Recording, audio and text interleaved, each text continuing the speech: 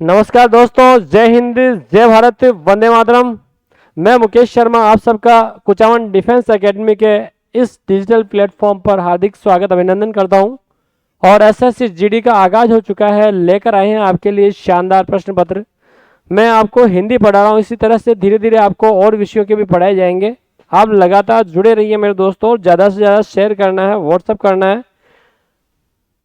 वतन की मोहब्बत में खुद को तपाए बैठे हैं, वतन की मोहब्बत में खुद को तपाए बैठे हैं और मरेंगे वतन के लिए, शर्त मौत से लगाए बैठे हैं, मौत से लगाए बैठे हैं दोस्तों, मौत से लगाए बैठे हैं। तो चलते हैं सीधे अब टॉपिक की ओर।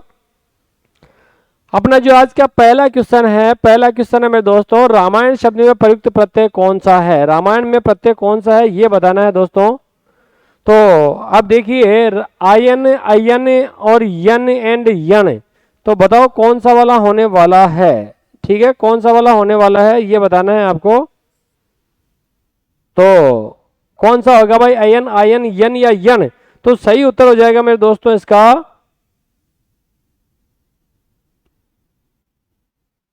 सही उत्तर हो जाएगा इसका आपके अयन। तो देखो, राम प्लस अयन शब्द होता है, राम प्लस अयन। म में अ है, इधर अ है, अ और अ मिलके आ होता है और इस र के कारण इस न का अण हो जाता है, ऐसे भी होता है। तो ऐसे रामायण शब्द बनता है और राम प्लस अयन। ठीक है, रामायण हुआ। चलो आगे देखो, निम्न में से कौन सा शब्द निशंक का पर्यायवाची नहीं है? निशंक का पर्यायवाची कौन सा नहीं है? देखो, निशंक, सुरक्षित, निर्भय, निश्चित या निस्संग। तो किसका पर्यायवाची नहीं है? उत्तर हो जाएगा डी, निस्संग का पर्यायवाची नहीं है ना। निस्संग का मतलब होता है साथ में नहीं होना, निशंक होता है शंका रहित, मतलब निर्भय होना, निश्चित रूप से हो जाना, सुरक्षित रहना, ऐसे। उत्तर डी आंसर बिल्कुल सही हो जाएगा। आगे देखो, बैठ गए सब तरु छाया में, रेखांकित शब्द का शुद्ध रूप क्या होगा? देखो, ये जो शब्द है तरु छाया, इसका शुद्ध रूप क्या होने वाला है? तरु छाया, तरु छाया, तरु छाया। ठीक है, नियम ये होता है, यदि इधर कोई स्वर हो और स्वर के बाद में अगर छक्का आ जाए तब क्या होता है? बीच में च का आगम होता है, च का आगम हो जाता है मेरे दोस्तों। तो देखो, शब्द है तरु, तरु का मतलब होता है पेट, छोटा ऊ है, और इधर है आपके छाया, तरु और छाया है। अब क्या हो जाएगा? दोनों के बीच में च का आगम हो जाएगा। ठीक है, और शब्द बन जाएगा आपके तरु छाया। तो सी वाला आंसर बिल्कुल सही हो जाएगा। तरु में रू छोटा ही होता है, इसलिए तरु और छाया, तरु छाया हो जाएगा। ठीक है, अगर इसी प्रकार से और देखो, मरु प्लस भूमि होता है। जैसे मान लीजिए शब्द होता मरु और इधर कर दिया मैंने भूमि, यदि ऐसे होता तब क्या होता? हालांकि इधर तो भूमि है, तब सीधा सीधा जुड़ जाता, मरुभूमि हो जाता भाई, मरुभूमि, है ना। लेकिन अगर इधर छक्का होता है, तब चौका लगाते हैं भाई। ये देखो, ये चौका लगा दिया छक्के के स्थान पर। चलो चलते हैं आगे की ओर। अगला सवाल क्या है? प्रसिद्ध उपन्यास गोदान के लेखक कौन है? बहुत ही प्रसिद्ध उपन्यास है गोदान, इसके लेखक कौन है? शरद चंद्र, प्रेमचंद्र, अमृता प्रीतम या कोई नहीं? उत्तर हो जाएगा प्रेमचंद। प्रेमचंद जी का बहुत ही प्रसिद्ध उपन्यास है गोदान। ठीक है, अगला सवाल देखो क्या बताया है। अगला सवाल है, यदि मन लगाकर काम करोगे, यदि मन लगाकर काम करोगे तो सफलता प्राप्त करोगे। वाक्य का प्रकार बताना, साधारण वाक्य, मिश्र वाक्य, संयुक्त वाक्य या उक्त सभी। तो देखो, यदि और तो आया है, मतलब दो दो अगर जुड़ने वाले आते हैं तो वाक्य प्रायः मिश्र होता है दोस्तों, इसलिए मी वाले। दो टुकड़े वाला अगर आता है ना इस प्रकार का, यदि, तो, यद्यपि, तथापि, तो मिश्र वाक्य होता है, इसलिए बी आंसर बिल्कुल सही है, मिश्र वाक्य। उपयुक्त सभी तो एक साथ हो भी नहीं सकते हैं। चलो आगे देखो क्या बताया है। सरल का विलोम शब्द क्या होता है? बहुत ईजी है, नीरस होता है, निर्जल होता है, निरीह होता है या दुर्गम होता है। तो सरल जो आसान होता है, तो आसान के लिए कठिन, और कठिन को क्या बोल सकते हैं? कठिन को अपन जो है क्या बोल सकते हैं भाई? दुर्गम बोल सकते हैं। इसलिए सरल को जो है दुर्गम अपन कह सकते हैं, नीरस कह नहीं सकते, निर्जल कह नहीं सकते। ठीक है, हाँ, थोड़ी सी यहाँ मेरे को मिस्टेक दिखाई दे रही है। मिस्टेक क्या दिख रही है? देखो एक बार इसको अपन सही कर लेते हैं। मिस्टेक ये है इसमें कि सरल नहीं है, वो है सरस। सरस का विलोम शब्द क्या होता है? ये स होना चाहिए था, सरस। सरस का मतलब जो मीठा होता है वह तो नीरस, जो रस रहित होता है। अब इसका ए आंसर हो जाएगा। अगर वो होता तो चारों के अनुसार फिर दुर्गम था, लेकिन वास्तव में सवाल होना था सरस का विलोम शब्द क्या होता है। टाइपिंग मिस्टेक है, उत्तर हो जाएगा नीरस। जो रस रहित है वो नीरस होता है, सरस जो रस के साथ में है वो सरस है। स रस, स और रस दो चीज हो गई है। अगला सवाल देखो क्या बताया भाई, सोने में सुगंध मुहावरे का सही अर्थ क्या होगा। एक तो सोना, ऊपर से सुगंध, वाह सा वाह, माशा अल्लाह, ठीक है, मतलब सुगंध युक्त आभूषण, सुंदर आभूषण, सुंदर वस्तु में और गुण हो जाना, सुगंधित सोना। तो क्या हो जाएगा भाई, जैसे सोने में सुहागा वैसे सोने में सुहांग। तो कहने वाला है कि सुंदर वस्तु में और ज्यादा गुण हो जाना, सुंदर वस्तु में और ज्यादा गुण होना क्या कहलाता है, सोने में सुगंध या सोने में सुहागा जैसी स्थिति कहलाती है। चलो आगे देखो क्या बताया है भाई, अग्नि का पर्यायवाची कौन सा नहीं है। तो अग्नि का पर्यायवाची पावक, वहनी, कृषाणु, मयूख। क्या हो जाएगा, उत्तर हो जाएगा ए, क्योंकि मयूख, मयूख जो है किरण को कहते हैं, किरण, मरीचि, मयूख, किरण, रश्मि, है ना। तो किरण होता है मेरे दोस्तों। 8वें के अंदर क्या हो जाएगा, 8वें के अंदर जो है अग्नि का पर्यायवाची क्या नहीं होगा। तो अग्नि का जो पर्यायवाची है वो क्या हो जाएगा मेरे दोस्तों, पावक, वहनी, कृषाणु होगा, नहीं होगा मयूख, नहीं होगा। चलो अगला सवाल क्या है जो देखो फटाफट, एक अकेला दो 11 का। ये देखो क्या बताया है, एक अकेला, अकेला अकेला रहेगा और दो है तो फिर 11 के बराबर हो जाते हैं। मतलब संगठन में शक्ति होती है, संगठन में शक्ति होती है, इसको कहते हैं एक अकेला और दो 11 का। एक अकेला और दो 11 का कहेंगे। चलो अगला सवाल क्या बताया भाई, ये देखो अगला जो सवाल है वो ये है मेरे दोस्तों, वह हथियार जो हाथ में थमाकर चलाया है, ठीक है, वह हथियार जो हाथ में थाम कर चलाया जाए। तो जिस हथियार को हाथ में पकड़कर, थामना का मतलब होता है पकड़ना, हाथ में पकड़कर अगर हम किसी हथियार को चला रहे हैं वो क्या कहलाएगा, अस्त्र कहलाएगा, शस्त्र कहलाएगा, चक्र कहलाएगा, ढाल कहलाएगा। उत्तर हो जाएगा शस्त्र। शस्त्र को हम हाथ में लेकर के लड़ते हैं, इसलिए उत्तर शस्त्र हो जाएगा। चलो अगला सवाल, अगला सवाल दिया, अनंग शब्द का अर्थ क्या होगा। अनंग है ना, देखो अन्न प्लस अंग, आप टुकड़ा कीजिए, अन्न प्लस अंग, मतलब जो अंगों रहित है वो अनंग हो जाएगा, ठीक है, अंग ये गई है पूरा। तो क्या हो जाएगा, बिना नग का, नासिका रहित, बिना शरीर का और बिना ज्ञान का। उत्तर हो जाएगा बिना शरीर का, मतलब शरीर नहीं है इसीलिए उसे अनंग कहा जाता है। कामदेव का पर्यायवाची है, कामदेव सबके अंदर मौजूद होता है लेकिन दिखाई नहीं देता है कामदेव, ठीक है।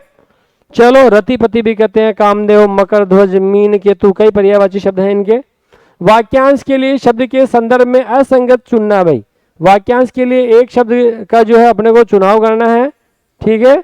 क्या हो जाएगा, जिसे क्रय क्रय किया गया हो, क्रीत, बताना है असंगत शब्द। वाक्यांश के लिए एक शब्द के संदर्भ में असंगत मतलब एक ऐसा है जो गलत चल रहा है, जो संगत नहीं है, सही मिलावा नहीं है, वो ढूंढना अपने को।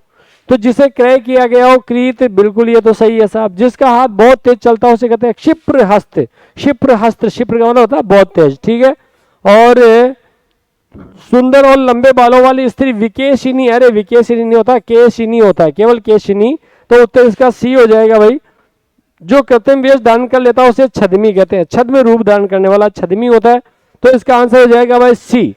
सुंदर और लंबे बालों वाली जो स्त्री होती है वो केशिनी होती है, न कि विकेशिनी, इसलिए सी आंसर एकदम सही। चलो अगला सवाल क्या बताया भाई, निम्न में से अशुद्ध वाक्य का चुनाव करना मेरे दोस्तों, कि गलत वाक्य कौन सा है ये देखना अपने को। किसी और अन्य से परामर्श लीजिए, किसी और भी कहा है और अन्य से भी कहा है, एक साथ डबल डबल मामला चल रहा है। निम्न में से अशुद्ध वाक्य का चयन करना, ये लो तो पहले ही आगे दिखता है। कृपया अपना वक्तव्य प्रदान कर अनुग्रहित करें, बिल्कुल ये सही है। हम सब में मानवीय दुर्बलताएं हैं, ये भी एकदम सही है। मैं निरंतर कार्य करने का अभ्यस्त हूँ, ये भी बिल्कुल सही है। उत्तर हो जाएगा आपका ए, क्योंकि किसी और भी कह रहे हैं, अन्य भी आ रहे हैं, किसी और से परामर्श लीजिए या किसी अन्य से परामर्श लीजिए कहना चाहिए। और अन्य एक साथ दो नहीं आ सकते, और अन्य एक साथ डबल नहीं आ सकते हैं। चलो अगला सवाल क्या हो गया है भाई, कवि का स्त्रीलिंग शब्द क्या, पूरी दुनिया जानती है, बहुत इजी सवाल आया कवि का। तो देखो कवि का होता है कवयित्री, ध्यान रखना है, कवयित्री करना। देखो कवि शब्द है ना, इसकी तरह अपने को ये मात्रा वाला, कवि मात्रा वाला, कवि मात्रा वाला कभी भी नहीं लेना है। कब होता है यहाँ पर जो शुद्ध होता है उसमें, इसलिए कवयित्री हो जाएगा, कवित्री कभी नहीं होगा, इस प्रकार के नहीं होंगे, केवल सी आंसर सही है कवयित्री। अगला सवाल, वाक्यांश के लिए एक शब्द के संदर्भ में संगत को चुनना है। वाक्यांश के लिए एक शब्द के संदर्भ में अपने को सही क्या है, जो संगत है, सही है, उसको चुनना है। जिसकी ईप्सा की गई हो, देखो जिसकी ईप्सा की गई हो वो कहलाता है ईप्सित, ईशान नहीं कहलाता। ईशान एक कौन है, ये कहलाता है ईप्सित। देखो क्या कहलाएगा भाई, वो कहलाएगा आपके ईप्सित। ईप्सित जिसकी इच्छा की गई हो, ईप्सा की गई हो, वो इच्छित कहलाता है। जो छाती के बल चलता है उसे उत्क्षिप्त नहीं कहते हैं, जो छाती के बल चलता है उसे जो है उरग कहते हैं, उरग, उरग। देखो इसमें ईशान गलत था, इसमें उत्क्षिप्त भी गलत है। उत्क्षिप्त का मतलब फेंकना होता है। जिसकी दोनों पक्षों में निष्ठा हो वो उभयनिष्ठ, ये एकदम सही चल रहा है, संगत चल रहा है। जो अच्छे कुल में उत्पन्न हुआ हो वो कृतार्थ नहीं होता, कृतार्थ नहीं होता, वो होता है कुलीन। अच्छे कुल में जो पैदा होता है वो कुलीन कहलाता है। इसका मतलब 3 गलत चल रहे थे, एक सही है उभयनिष्ठ वाला। और प्रश्न था कि वाक्यांश के एक शब्द के संदर्भ में संगत कौन सा, तो संगत आपके सी हो गया, जो कि एकदम यथावत चल रहा है, एकदम सही चल रहा है। बाकी सब गलत चल रहे हैं मेरे दोस्तों। चलो अगला सवाल क्या बताया है। यदि आप चैनल पर नए हैं मेरे दोस्तों तो सब्सक्राइब कीजिए, वीडियो को लाइक कीजिए, शेयर कीजिए, अच्छा लगे तो कमेंट बॉक्स अवश्य करना दोस्तों। सब कुछ आपके लिए है, केवल केवल आपके लिए। और उद्देश्य अपना एक ही है, हिंदी के अंदर अपने 20/20, बस और कुछ नहीं चाहिए। इससे ज्यादा तो हो नहीं सकते, लेकिन कम भी चलेगा नहीं। कोशिश ये रहेगी कि कैसे भी करके 20 में से 20 नंबर प्राप्त कर सके अपन। कि सिर्फ हंगामा खड़ा करना मेरा मकसद नहीं, मेरी कोशिश है कि ये सूरत बदलनी चाहिए। और मेरे सीने में ना सही तो तेरे सीने में सही, जले कहीं भी आग मगर ये दोस्तों जलनी चाहिए, जलनी चाहिए। चलो अगले सवाल को देखते हैं अपन। तो देखो क्या बताया है मेरे दोस्तों, निम्न में से संधि के संबंध में सही विकल्प, देखो बात कर रहे हैं संधि की, संधि के संबंध में सही विकल्प का चयन करना है। परिहि प्लस कार, परिहि प्लस कार क्या हो गया, परिष्कार हो गया है। चलो ठीक है।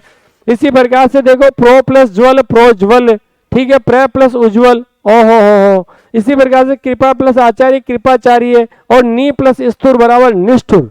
तो देखो ये क्या कह रहा है, संधि के संबंध में सही विकल्प कौन सा है। अरे सही विकल्प कौन सा है, सही विकल्प कृपा आचार्य, कृपाचार्य केवल सी वाला है, बाकी सब गलत चल रही हैं। देखो परि प्लस कार, परि प्लस कार, कार कृत करण करता अगर है और इधर परि उपसर्ग चल रहा हो तो शय का आगम होता है, शय का आगम होता है, आगम व्यंजन संधि के अंतर्गत आता है। तो ये परि ही नहीं होगा मेरे दोस्तों। प्रोज्वल, अरे प्र प्लस उज्ज्वल होता है भाई, प्र प्लस उज्ज्वल, उज्ज्वल। अब आप जानते हो कि ए के बाद में ऊ आए, ए के बाद में ऊ आए तो मिलके ओ होता है, प्रो हो जाता है। इसका मतलब प्रोज्वल भी गलत चल रहा था। निष्ठुर, अरे नी प्लस स्थुर, निष्ठुर, ठीक है। तो यहां पर देखो केवल कृपा प्लस आचार्य, कृपाचार्य, सी वाला एकदम सही चल रहा है। अगला सवाल देखते हैं क्या बताया है भाई। अगला जो सवाल है, अवधूत का अर्थ क्या है, देखना है। अवधूत का मतलब क्या है, अनाहूत, मस्त और फक्कड़, अवधि का रहने वाला और अवधि बोलने वाला। देखो कि धूत कहो, अवधूत कहो, रजपूत कहो, जोलहा कहो को, काहू की बेटी सो बेटा न ब्याहब, काहू की जाति बिगाड़ी न सो। चाहे कोई मुझे धूत कहे, चाहे कोई मुझे अवधूत, मतलब सन्यासी के, अर्थात जो फक्कड़ अंदाज वाला होता है, मस्त और बेपरवाह होता है। दोस्तों बी आंसर बिल्कुल सही है। अगला सवाल देखिए क्या बताया गया है। तो अशुद्ध शब्द का चयन करना मेरे भाई, अशुद्ध शब्द का चयन करना है। क्या हो जाएगा अशुद्ध शब्द, ठीक है। पीड़ित, जड़मती, योग रूढ़ और निरोगी, अशुद्ध शब्द कौन सा है, ठीक है। तो भाई पीड़ित बिल्कुल सही चल रहा है, जड़मती भी एकदम सही चल रहा है, योग रूढ़ भी सही चल रहा है, निरोगी नहीं होता, शब्द होता है निरोग। शब्द क्या होता है, निरोग होता है भाई, निरोग। पहला सुख निरोगी काया, दूसरा सुख धन और माया। भगवान आपको निरोग रखे, निरोग शब्द होता है और इसमें मात्रा बड़ी हो जाती है, ठीक है। अगर संधि विच्छेद करें तो निह प्लस रोग होता है और तब बनता है निहि रोग, निरोगी नाम का शब्द नहीं होता है। अशुद्ध शब्द का चयन करना था, अशुद्ध शब्द डी हो गया है आपके। अगला सवाल देखो क्या बताया भाई। अगला जो सवाल है, अंधे की लकड़ी मुहावरे का सही अर्थ बताना है। अंधे की लकड़ी मुहावरे का सही अर्थ क्या होता है, ठीक है। अब आपको पता है अंधे के पास में लकड़ी है तो वही उसका सहारा होती है। तो निर्गुणी को कोई अमूल्य या अनायास वस्तु प्राप्त होना, जहां अव्यवस्था हो, एकमात्र सहारा, प्राप्त न होने पर उस वस्तु को बेकार बताना, एकमात्र सहारा। अंधे की लकड़ी मतलब एकमात्र सहारा। अंधा व्यक्ति केवल लकड़ी के बल पर चल सकता है, वही उसका एकमात्र सहारा होता है। और बच्चा कोई भी लड़का होता है वह अपने माता पिता के लिए अंधे की लकड़ी के समान ही होता है। सी आंसर बिल्कुल सही है। अगला सवाल आज का अंतिम वीडियो का अंतिम सवाल है दोस्तों, और वीडियो कैसा लगा कमेंट बॉक्स में कमेंट अवश्य लिखना है, ज्यादा से ज्यादा शेयर करना है, अच्छा लगे तो लाइक अवश्य करना मेरे दोस्तों। निम्न में से कौन सा शब्द परि उपसर्ग से बना है? ठीक है, परिधि, पराकाष्ठा, प्रदक्षिणा और परजीवी। तो देखो परि, ये परि और इधर भी चल रही है परि, परिधि, ए आंसर बिल्कुल सही है। पराकाष्ठा में देखो परा उपसर्ग है, प्रदक्षिणा में प्र उपसर्ग है, परजीवी में पर उपसर्ग है, लेकिन परिधि में परि उपसर्ग था। और अपना सवाल है परि उपसर्ग किस में है? 20 में।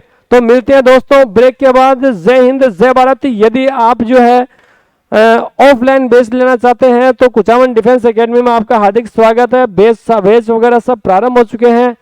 जय हिंद, जय भारत, वंदे मातरम।